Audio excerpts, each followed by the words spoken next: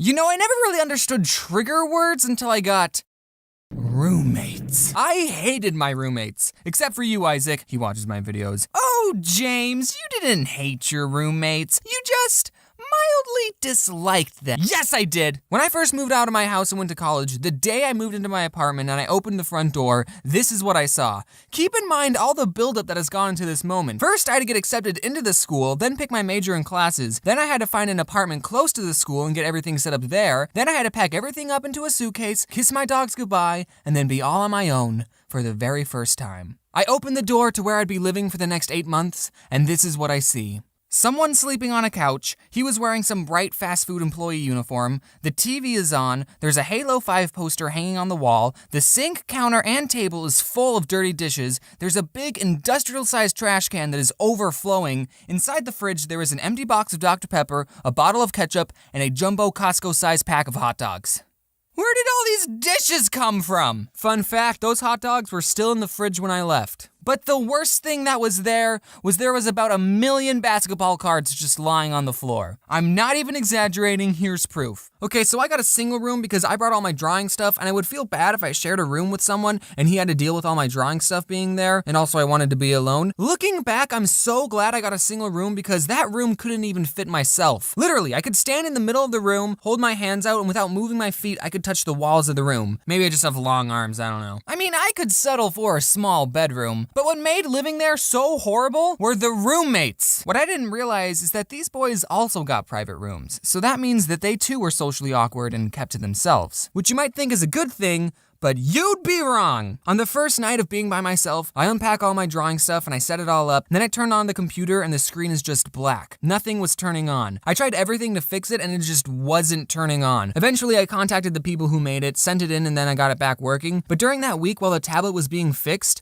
like seriously, no joke, that was probably the worst week of my entire life. I'm being serious, making comics and YouTube videos was what kept me sane. And that first night of being on my own and my tablet broke, I cried, guys. I couldn't even eat food, I was that sad. I hit rock bottom. I remember just watching Captain Sparkles and Game Grumps highlights all day. But then the day I got it back, I was a drawing machine. I posted a comic the very same day. So let's spend the rest of this video talking about these previously mentioned roommates I had. The first person I need to talk about is Isaac. He was the only one that I like, and he's also the only one I told that I made YouTube videos. Now this boy wore Obey hats, he vaped, and he said stuff like, "That's dope." But you wanna know why I liked him the most? Because he did the dishes. Like, me and him did the dishes. It wasn't just him, okay? I'd probably never become friends with him in any other circumstance. Just wanted to say that he was the cool one. I like him. Hi, Isaac. I miss you. I was looking at this post on the internet and it was where the old memes are today. And for the after picture for the Scumbag Steve meme, it looked exactly like my roommate, who I'll just make up a fake name for, Steve for convenience. I'm pretty sure I was roommates with a meme. Just put a fedora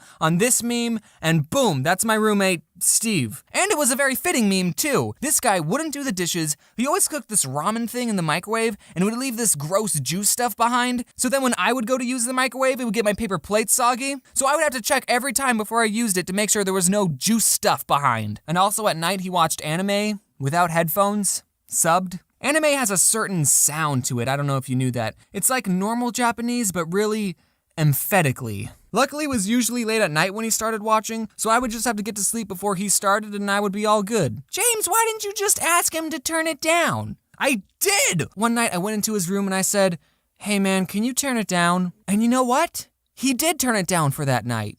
That night. That one night. The very next night, but you know, he wasn't too bad. He would spend most of his time in his room playing video games, and I would spend most of my time in my room drawing. So except for the microwave juice thing, we didn't get in each other's way too often. Here's actually a funny story. So when I was filming the part in the vegan video when I crumpled up Oreos over Reese's Puffs, Steve walked into the kitchen and he saw me filming this sugary vegan concoction, and I just said to him, "Don't ask."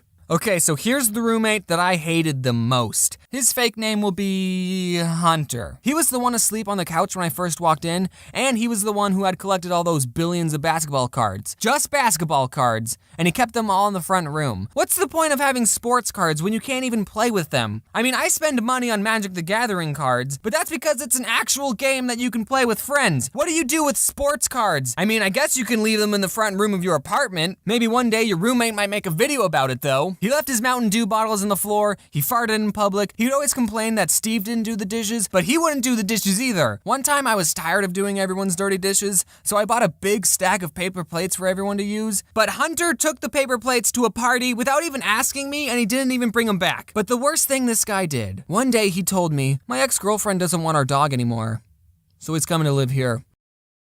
What? So this boy wants to bring a dog in an already very small, cramped apartment. I couldn't believe this. The dog's name was Snoopy and I loved him. Hunter would put him in his kennel at night, but one night I was like, hey Hunter, Snoopy can stay with me if you want. And then boom, from that day forth, I was the one taking care of Snoopy. Snoopy would now sleep in my room, I would be the one who took him out for walks, and I fed him slices of lunch meat. What was great was that when I would go into the kitchen and Hunter would be watching TV, he would call for Snoopy, Snoopy, Snoops, Snoops. But he wouldn't come. This dog would follow me everywhere. And then one day Hunter said, hey, do you just want to have Snoopy? I was going to get rid of him. And then I said I would take him. And then later that same week, Hunter moved out. He took all the toilet paper too. He basically gave me a dog. And of course I loved that dog. But we lived in such a small space and I was always busy with school and drawing. I knew these weren't the best conditions for a dog to live in, and I'm pretty sure my apartment didn't even allow pets. So I asked people I knew if they wanted Snoopy, and my grandma got one of her friends to take care of him. So I dropped Snoopy off and I've never seen him since.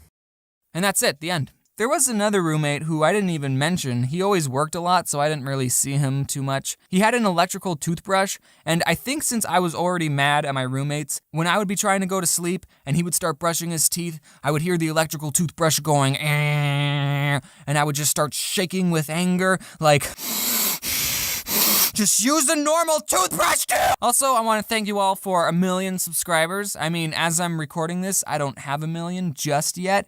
But hey, when this comes out, maybe I'll have 1 million, who knows? I'm counting my chickens before they hatch, and there could be another YouTube purge. But the next video will probably be the 1 million one, so cool. Okay, thanks for watching. Wear your seatbelts unless you're my roommates. Hi, Snoopy. His name's Snoopy.